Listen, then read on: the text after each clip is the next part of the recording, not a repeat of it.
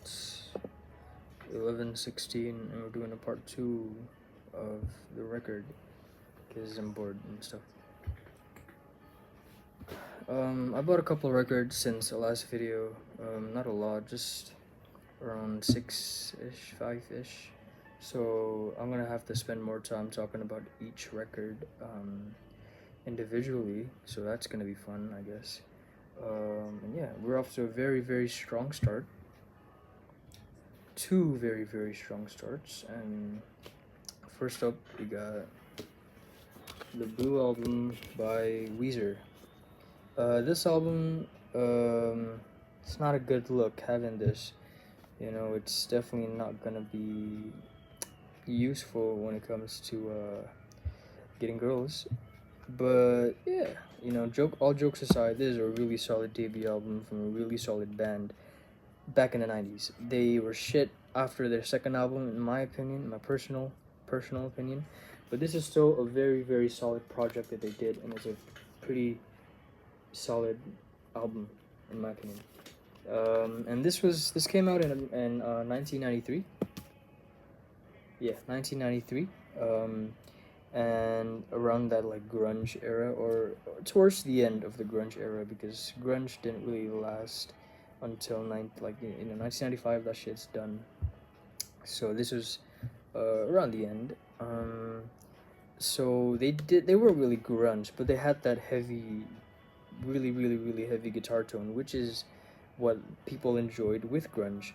You know, so these guys did something different with that because they had the guitar tone and the instruments and everything, but they didn't really make songs that are the same topics as the songs that you would hear on grunge bands. You know, where grunge bands were all very sad, I would say. They're very depressing. These guys are very nerdy. You could tell by the topics that they chose to write about in their song, especially in this one. Songs like Buddy Holly, Surf Wax America, In the Garage, Only in Dreams, No One Else. Very nerdy songs if you really pay attention to the lyrics. But they're also really fun, you know. They're very comical in a sense, you know. Like Surf Wax America is literally a song about taking a surfboard to work instead of a car. What the how the fuck, like how do you come up with that, you know? In the Garage, talking about how Rivers Cuomo feels safer in the garage with his band posters and his X-Men posters, and it's like nerd, but okay. Buddy Holly, I mean, do I really have to say anything? Everybody knows that song. Nerd, you know. But yeah, you know, regardless of me shitting on Rivers Cuomo for being such a fucking nerd, this is really good. It's really good music. It's a really solid project with a really solid sound, and yeah, it's forever iconic. This album cover, this pose is forever iconic. Why did they do this? Who came up with this? Who told them to stand in a line like this with just a blue background? Who did this? Why? Just a fucking shitty album cover. But it's a solid record. I just hate it because people make fun of me for it. If people accepted Weezer as the band that they were, and people still see them as the band that they were back in the 90s, and I probably wouldn't get as much shit. But yeah, you know, maybe that's why I'm so bitter about them. But yeah, this is a good album, good band. Used to be a good band. And yeah, Weezer. Talking about how that's a shitty album, we got their next record here. Their second album, their sophomore album, right after the BOOOO album, this is Pinkerton by Weezer. First of all, look at that upgrade in the album cover. Look at that. You know, you can almost just cover this up and no one's gonna make fun of you for it. You know, this looks like a band you could actually listen to in public. You know, but take it off and you can't do that anymore. But yeah, talking shit aside, this is a really solid album, and I feel like those two are really good. It starts off with a bang and another bang. I'm pretty sure Pitchfork gave both of these albums like a 9 point something or a 10 even. So two perfect albums in a row. Um, and yeah, I feel like this is Rivers Cuomo hated this because it was too personal in his opinion, you know, and people hated it at that time because it was too personal as well. It was too raw, and so he hated it. He felt like he was a bad songwriter because of it. But in my personal opinion, and everyone knows it now, they didn't then, but they know it now. This is a really solid album. It's really good. It's the second best breakdown album after In Utero, which I think is the better breaking down sad raw album. But nonetheless, just set aside the comparisons. This is a really solid album. I feel like every song in here is a hit. Every song in here is really really solid, and the flow of it is also really really nice. You get songs like Tired of Sex, Get You, No Other One, Why Bother, Across the Sea, The Good Life, which is my favorite. That little bridge solo at the end of it is really, really pretty. El Scorcho is very, very similar to the sound they did back then because it's a bit more comical, it's a bit more goofy, and the lyrics are also a lot more goofy. Pink Triangle, Falling for You, and Butterfly. This is less nerdy and comical, especially compared to the last one. And as I said, it's more personal. So let's just pick a song like Pink Triangle, for example. Is it's about Rivers Cuomo falling in love with a girl who turns out to be a lesbian. The Good Life, if I'm not mistaken, is about how Rivers misses his rock and roll or rock star life after he had done surgery, and he has to go around walking with like a stick, with a cane. He got to walk around with a cane because apparently his one of his legs is shorter than the other, so you got to do surgery on that to fix it up. But yeah, stuff like that. Across the Sea is messed up. Look up the meaning of that song. It's not that messed up, but it's still pretty weird. No Other One is basically No One Else Part 2. It's just, really personal stuff.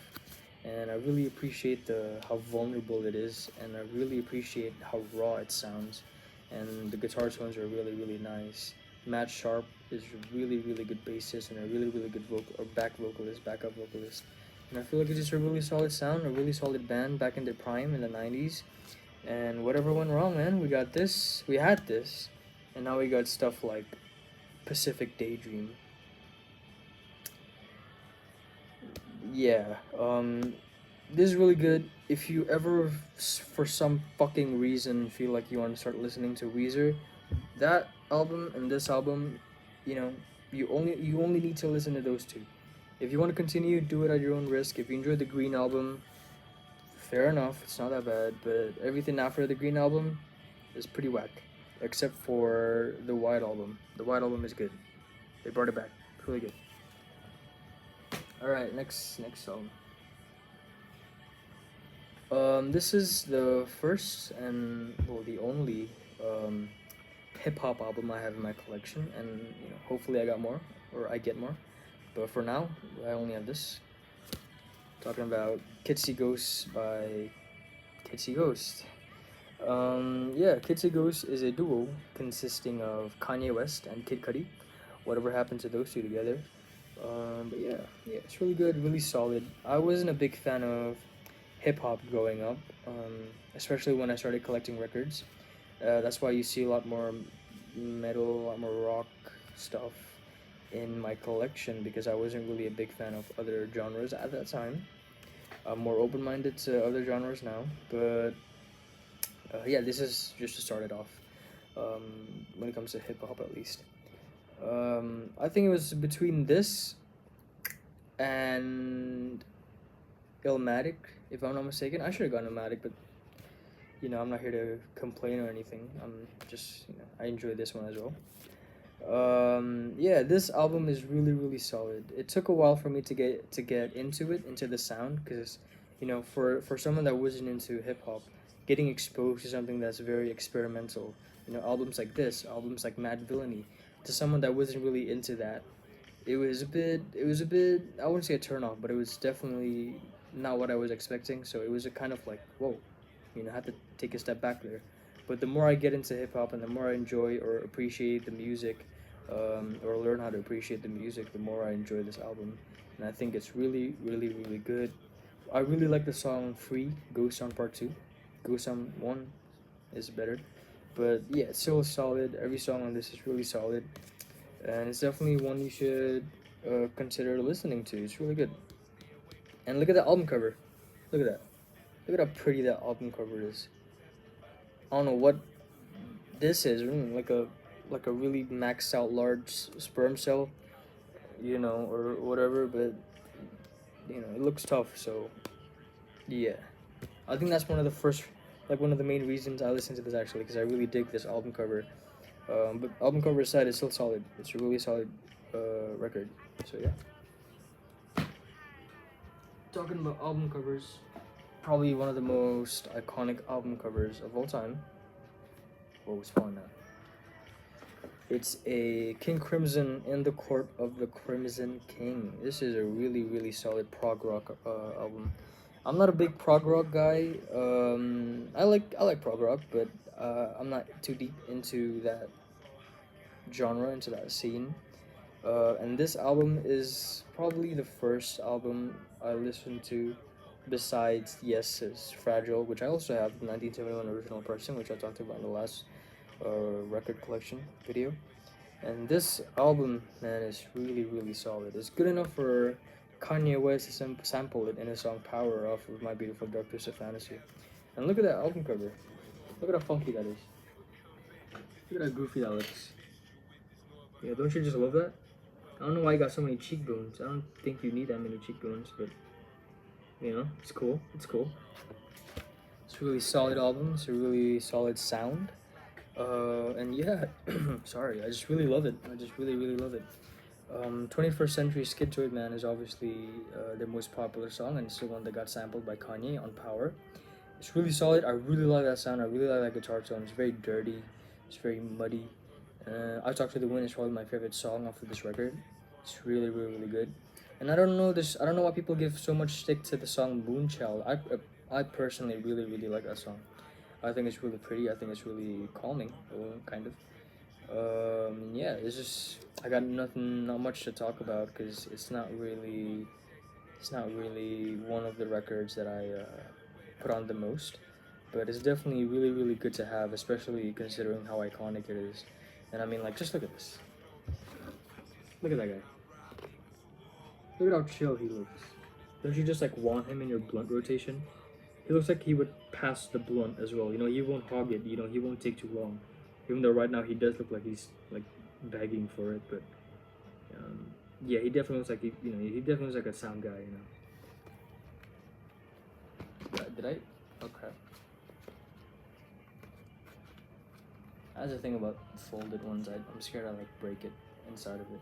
Yeah, it's really good. You should definitely start listening to it, or like if you want to start listening to prog rock, this is definitely one of the ones that you gotta listen to. It's very, very iconic. It's very, very famous. It's very, very good, and yeah. Alright, we got a birthday present next. Oh, I skipped the song. We got a birthday present next. Oh, I skipped the song. We got a birthday present next. And fitting enough, it's a Radiohead record. This is In Rainbows by Radiohead, released in 2007. And I'll give you a funny story about In Rainbows is that they didn't really charge a lot for it because they wanted people to pay how much they think it's worth after listening to it, which is cool. And Radiohead, they got a lot of good good projects in their discography. And if you ask anybody what their best record is, it's probably going to be either Kid A or OK Computer, which is like basic, but fair enough. In my opinion, their best record of all time is OK Computer. But if you ask Radiohead fans what their favorite is, everybody says this. And, everybody's right. This is not their best, but this is everybody's favorite. It just is. I mean, the track list is just really, really, really, really, really, really, really good. We got songs like 15 Step, Body Snatchers, Nude. Oh, Nude is so pretty. Weird Fishes, All I Need, Reckoner, Lost Harp, House of Cards, Jigsaw Falling Down, and Videotape. Everything in this album is just perfection, in my opinion. I don't want to glaze it, but you got to when it's this good. And look at that album cover. It's so pretty. It's so beautiful. And there's a B-side on this record, I think. It's called Last Flowers, and that's also really good. You should definitely check that out. And yeah, this is just, the flow of it is really nice. Start to finish, it's a really, really fun experience. It's a really, really good experience. So yeah, it's also definitely one of the first albums I listened to start to finish, because I don't really see people glazing a song. They just glaze this album as a whole, and they're not wrong. It's just really good. This is really good. It's really good. I got nothing more to say about this. It's just really good, and you should listen to it. My favorite song off of this gotta be Weird Fishes. It's the one I go to the most. If it's not Weird Fishes, or not if it's not, but besides Weird Fishes, I also really like the song Jigsaw Falling into Space and Nude. To Place, sorry. And Nude. I really like this. It's really good. And the next record is from my favorite band of all time. They weren't my favorite band when I first recorded the video, but the more I started listening to their stuff, the more I enjoy it and the more I love it, and now they're my favorite band. It's The Strokes. It's The Strokes. Ladies and gentlemen, The Strokes! I love The Strokes. I love The Strokes so much, and I got to see them I think a month after I recorded the last video, which I recorded in June, and I watched them July 21st, 2023 in Wiedefest, and it was really, really cool, because that was my first concert, so I've only watched people that are like amateur, I guess you could say, like not professionals, perform live. And I'm not insulting anybody, because when I say amateur and not professional, I meant my friends. I've seen my friends perform live, and so going from my friends to the fucking Strokes live, they were like the greatest musicians I've ever seen with my own two eyes when I saw them live, and rightly so. These guys are great. And what I really like about their sound is that each member of the band plays something that's super simple, but together it makes a grander result, I guess you could say. Like, their guitar parts, their bass lines, they're not really too complicated compared to other bands, compared to prog rock, right? But when it's put together, it's so good. You can ask my friends, like, I yap so much about the chorus in You Only Live Once and how smart it actually is, even though it's so simple. Let me explain it, you know? No one's gonna say no, it's a video. No one's gonna, like, maybe you guys can, like, skip the video, but I'm gonna explain it. So in the chorus, you know, the vocals is ascending, right? Set me down, shut me up.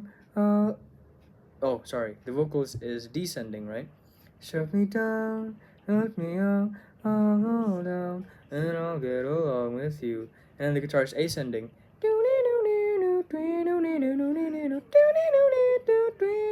You know, so they're like going like this, right? No, they're going like this, right? You know, and then at the end of it, and I'll get along with you. If you listen to the guitar part, it actually doesn't resolve to the note again, I guess you could say, or in the scale, and it's actually the vocals that end it and resolves the pattern, or like the little thing that they did, and it's really interesting. It's really cool. Let's talk about the track list on this album. It's really, really good. Their title track, Is This It, is a really, really good start. It's a really, really solid start to an album, and I think the most popular song in this album is Last Night. Really good. My favorite song in here is Hard to Explain, but you know, every song in this is really good. Barely Legal is really good, you know. Blanked out. New York City Cops is really good. Take It or Leave It is really good. I really, really, really enjoyed this album, and I think I actually might say that The Strokes is one of those bands that don't have a terrible album in their discography. Calm Down Machine was not great, but it's not terrible. There's still some highlights in it, in my opinion, and I don't think like the other albums solid enough. And I think this is really good. And their second album is their second best, Room on Fire, which I'm hoping to get soon. And their third best is, in my opinion, The New Abnormal. I think that's also really nice. And they're a very solid band, and I love them. I love them so much. And yeah, you guys should check out The Strokes if you haven't. And if you haven't, I don't believe that. Everybody listens to The Strokes at least once. And there's also a gatefold, so you can open it up. And you can see the members of the band, which is really cool. Who the fuck is that guy? I don't think he was in the band. I don't know what I'm saying. It's really cool. I love this album. You should check it out. Yeah. That's all the albums I have bought since the last video. So yeah, hopefully I can get other records to show you guys as well. Actually, I got no more records, but let's not talk about this. I went to I went to Java Jazz Festival with a buddy, like a couple weeks ago, and there they were selling CDs and records, and I picked this up actually. I think the price tag is still on. Oh crap! Oh, they gave me a sticker. Definitely gonna put that on my wall. Oh, they gave me two stickers. I don't know if I'm gonna put this one on my wall. It's not really as cool. This one got a little guy on it dancing and shit. You know, that's way tougher. But yeah, I got two records, and they're both Indonesian bands. Cause I'm starting to make music myself. You should check it out on Spotify. It's not a good song, but you should get me money. But yeah, so I've been trying to get into Indonesian bands more, because I wanted to see the market in this country. Cause I only listen to stuff from um, Western stuff, I guess. You know, stuff from America, UK, the usual. And I kind of want to see what people are cooking up over here. And I got two. The price tag is on there. I got two CDs. One of them I'm familiar with, and the other one I just found out about, and I really love their sound. This is the Jansen, which is kind of like a punk-ish band, and they're really really cool. I really like the song Kau Pemeran Utama di Sebuah Opera. It's really nice. This is a really really really good, really solid band, really solid sound. They got other albums that you guys should definitely check out as well. And so yeah, this is really good. Look at that album cover; it's really solid. Look at the back of it. They look good. I don't think that's how you play it. I don't think she's doing that right. Dumbass. And the next one is my favorite Indo jazz band of all time. Everybody knows it. Everybody loves it. It's a White Shoes and the Couples Company. Um, this is the one with, in my opinion, their most popular and their best song. Which one is it? Kisah dari Selatan Jakarta. That's really really good, and they're like flexing their musical capabilities and the songwriting capabilities, because that is a masterful composition, I guess you could say. It's really really good. It's a really really good song, and I like the lyrics. I like the melody. I love everything about it. But I've yet to listen to the rest of the track list, so I will be doing that soon in my car because I don't have a CD player. So I'm only gonna be able to listen to this on drives, which I'm not complaining about because jazz is really nice to drive to, and this is a really nice jazz band. So yeah, look at that. Look at how solid that album cover is. Just nothing special. This is the band members in front of a plane. That's it. They just got home from fucking Aceh. You know, it's really solid. Two good pickups, and yeah, maybe I should start talking about my other CDs, my other CDs in my collection, or maybe my cassette tapes. But that's for another time. So yeah, see you guys.